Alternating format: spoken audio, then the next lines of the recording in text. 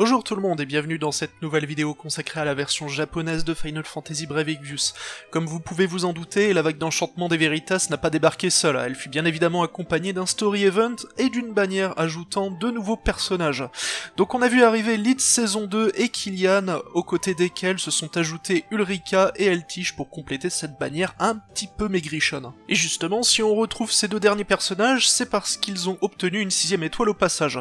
En tout bien tout honneur, commençons donc par cette chère Ulrika, la première et l'une des rares unités à essayer de reproduire la classe Berserker dans Final Fantasy. On peut déjà constater qu'elle subit une assez jolie hausse de stats en 6 étoiles, en allant même tutoyer les plus gros attaquants du jeu avec 155 en attaque. Côté passif, là aussi on peut dire que sa 6ème étoile a été plutôt bénéfique, avec un premier passif augmentant les points de vie de 20% et la vitesse de remplissage de sa jauge de Limit Burst de 300%. Autant dire qu'elle pourra la lancer quasiment à chaque tour avec un tel passif. Mais en plus, elle obtient 2 masteries, augmentant son attaque de 50% si elle est équipée soit d'une hache, soit d'un marteau, pour un énorme total de plus 110% d'attaque en passif si on la joue en ambidextrie avec les bonus d'équipement. Enfin, elle récupère aussi un double N, c'est toujours bon à prendre, mais peut-être un peu moins sexy qu'un build d'ambidextrie. Pour ses compétences en combat, elle ne s'embarrasse pas de beaucoup de bagages supplémentaires. L'unique nouveau coup qu'elle pourra lancer elle-même est un 160% de dégâts physiques sur tous les adversaires et lui donnant l'équivalent de 5 cristaux de Limit Burst. Là aussi une capacité pour aider à atteindre le plus vite possible son statut de berserker. Elle récupère également deux nouveaux contres, puisque, je rappelle le principe, c'est un personnage disposant quasi exclusivement de contres pour produire des dégâts, et on peut dire que les deux nouveaux ne blaguent pas en termes de puissance brute. Le premier aura 35% de chance de survenir lors d'une attaque magique qu'Ulrika recevra et fera 400% de dégâts physiques sur une cible en ignorant la défense de 50%. Le second, lui, aura aussi 35% de chance de proc, mais sur les attaques physiques cette fois, et permettra donc à Ulrika de contre-attaquer avec un 500% de dégâts physiques sur cible unique en ignorant la défense de 50%. Enfin un rappel de sa Limit Burst qui fera en 6 étoiles 700% de dégâts physiques sur une cible et répartis sur 9 hits. Ça aura aussi pour effet d'infliger l'état Berserk à Ulrika. Elle gagnera alors 300% de dégâts sur toutes ses attaques, mais deviendra incontrôlable, se contentant de faire des auto-attaques. Au niveau 25 de l'ALB, les dégâts passeront à 940%, mais pas de boost supplémentaire sur son statut Berserk. Dommage. En tout cas, Ulrika dispose d'un potentiel de dégâts phénoménal, surtout pour une native 3 étoiles, mais qui reste bien entendu aléatoire, d'autant plus que le personnage reste assez fragile malgré d'assez bonnes hausses au niveau de sa stat de points de vie. C'est tout de même une 6 étoiles tout à fait correcte qu'elle récupère ici. Autour de la 6ème étoile d'Eltiche, là aussi un boost tout à fait convenable pour ses stats, mais peut-être pas encore suffisamment pour ce qui est de ses points de vie qui restent relativement bas. Quant à ses passifs, ou plutôt son passif, c'est simple, il ne récupère qu'un plus 30% de magie et un plus 20% de MP s'il est équipé d'un sceptre de mage. Bon, ça commence mal pour lui, mais il se rattrape un peu plus du côté de ses compétences de combat qui sont déjà un peu plus nombreuses. On peut déjà noter qu'il récupère Dual Black Magic accompagné des sorts Osmose et Météore en magie noire. Le reste de son kit de magie noire n'a pas bougé, avec toujours une couverture élémentaire sur feu, foudre, vent et terre. Ce qui a davantage évolué par contre, ce sont ses compétences spéciales avec une première capacité qui buff et débuffe en même temps notre équipe. Eltiche augmentera la magie de tout le monde de 100%, mais en contrepartie diminuera l'esprit de 50%, le tout durant 3 tours. Un peu dans le même genre que l'empereur de Final Fantasy II. Ensuite on a un sort coûtant 45 MP et faisant 320% de dégâts magiques sur une cible en ignorant l'esprit de 25% et réparti sur 7 hits. Sympathique, mais là où ça devient plus intéressant, c'est si on l'utilise après avoir lancé une capacité servant à booster sa magie de 200% jusqu'au tour suivant. Dans ce cas-là, le sort fera toujours 320% de dégâts magiques sur une cible, mais en ignorant cette fois l'esprit de 50% et sur 12 hits. Enfin, il obtient une autre capacité augmentant sa magie de 150% durant 5 tours, tout en diminuant ses stats de défense et d'esprit de 75%, et lui donnant accès à un tout dernier sort pour les 4 prochains tours. Un sort faisant 300% de dégâts magiques sur tous les adversaires, mais dont les dégâts augmenteront de 180% à chaque nouvelle utilisation, cumulable 3 fois. Et pour finir, sa Limit Burst, un 700% de dégâts magiques de ténèbres sur une cible, et qui a 50% de chance d'infliger aveuglement, silence et virus. Au niveau 25 de l'ALB, les dégâts passeront à 940% et les chances d'altération d'état à 74%. Au bout du compte, Eltiche devient un mage à double tranchant avec sa 6ème étoile, des dommages pouvant monter assez haut mais des debuffs assez handicapants, À vous de voir s'il pourra vous être utile dans certaines situations. Maintenant, passons aux deux nouveaux personnages avec Killian en premier, le natif 4 étoiles de la bannière. C'est un personnage orienté attaquant physique, avec des stats plutôt bonnes et une large panoplie d'équipements. Pour ses passifs, il dispose d'un plus 20% de points de vie, un plus 20% d'attaque, un Axe Mastery qui augmente encore son attaque de 40% s'il est équipé d'une hache, et un True Double Hand. Pour rappel, le passif True Double Hand donne du bonus d'attaque même lorsque l'on est équipé d'une arme nécessitant d'être portée dans les deux mains à la fois, contrairement au Double Hand classique ne prenant en compte que les armes à une main. Killian possède aussi un stone et un plant killer, donc 50% de dégâts supplémentaires contre les ennemis de pierre et les plantes.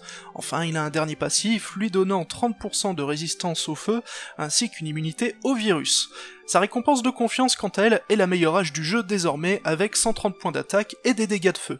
Le genre d'arme plus qu'appréciable sur le Veritas de feu notamment. Et pour ce qui est de la bagarre, même si Killian dispose de quelques outils, notamment au niveau support, on va juste se concentrer sur ce qu'il a de plus puissant, avec dans un premier temps une attaque causant 350% de dégâts physiques sur une cible et diminuant la résistance au feu de 50% durant 5 tours. Plutôt correct mais pas transcendant. Là où le personnage se démarquera le plus, c'est avec son buff lui augmentant son attaque de 80% et lui donnant l'élément feu sur toutes ses attaques durant 5 tours. Car en plus de ça, ça lui donnera au tour suivant la possibilité d'utiliser 4 fois une attaque bien précise. Une attaque faisant seulement 120% de dégâts physiques de base, mais dont la puissance augmente de 100% à chaque utilisation, cumulable 4 fois.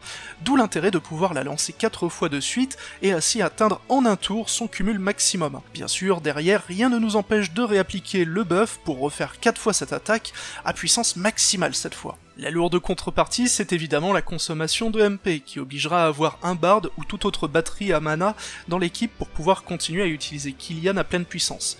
Sa limite burst, elle, est un 600% de dégâts physiques sur tous les adversaires et réduisant de 60% la résistance au feu durant 3 tours.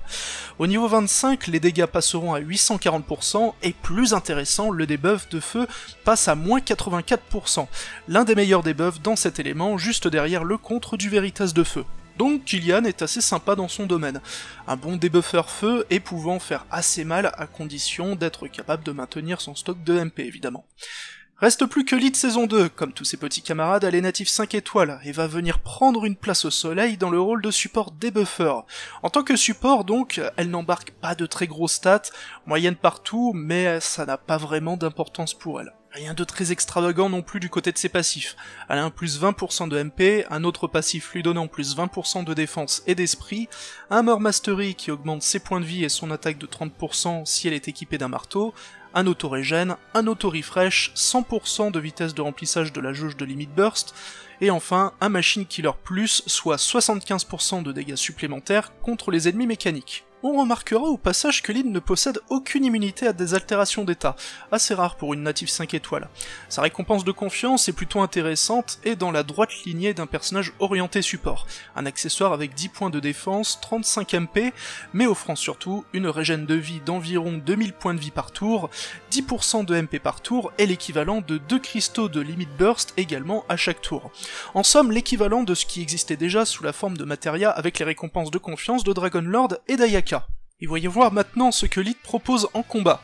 Comme je l'ai dit, c'est un personnage de support, elle dispose de pas mal d'outils, surtout au niveau des buffs, mais commençons d'abord par noter une petite capacité causant 10% de dégâts physiques sur un allié, mais le soignant au passage des altérations d'état, sommeil, confusion et surtout charme, une altération d'état qui n'était pas soignable jusqu'à présent.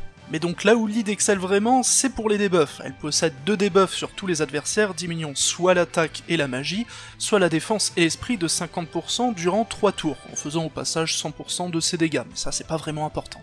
Et ensuite des debuffs sur cible unique, avec à chaque fois un debuff de 60% sur une stat tout en augmentant de 120% cette même stat sur Lyd, et le tout durant 5 tours, des debuffs aussi puissants que les capacités enchantées de Ramza et d'Elita, qui étaient ce qui se faisait de mieux dans ce domaine jusqu'à présent. Elle a aussi un sort fonctionnant de manière aléatoire, lorsqu'on l'utilise ça redonnera systématiquement 30 MP à l'équipe, à l'exception de Lyd, et ça lui débloquera une capacité pour une utilisation.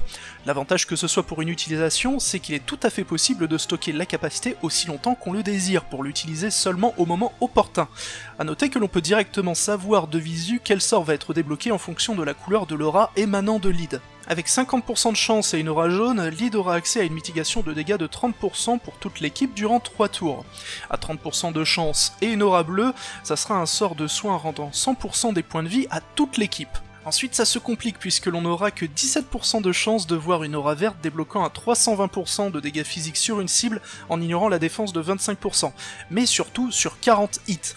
On peut d'ailleurs plutôt bien comboter ça avec la limite burst de Sakura saison 2.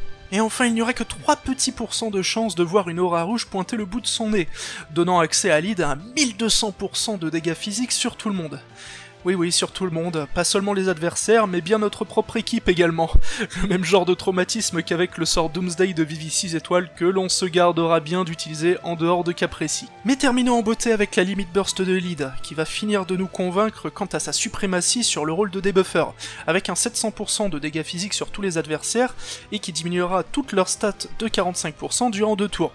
Au niveau 25 de l'ALB, les dégâts passeront à 940%, mais le debuff de stats atteindra surtout les moins 70%. Alors oui, pour ce qui est de la défense et de l'esprit, il y a déjà d'autres personnages capables de faire mieux que ça, comme le Chevalier Union, le Veritas de Lumière ou Hunter Fina.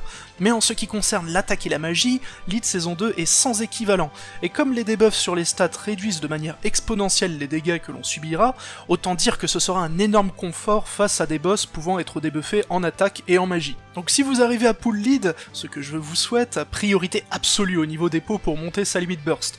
2 tours de debuff, ça pourra sembler un peu léger, mais Lyd sera capable de la charger très vite, donc pas vraiment de soucis là-dessus, et puis revoir aussi souvent une animation aussi stylée, on ne va pas franchement s'en plaindre, non. Bon, en tout cas, je la trouve vraiment craquée.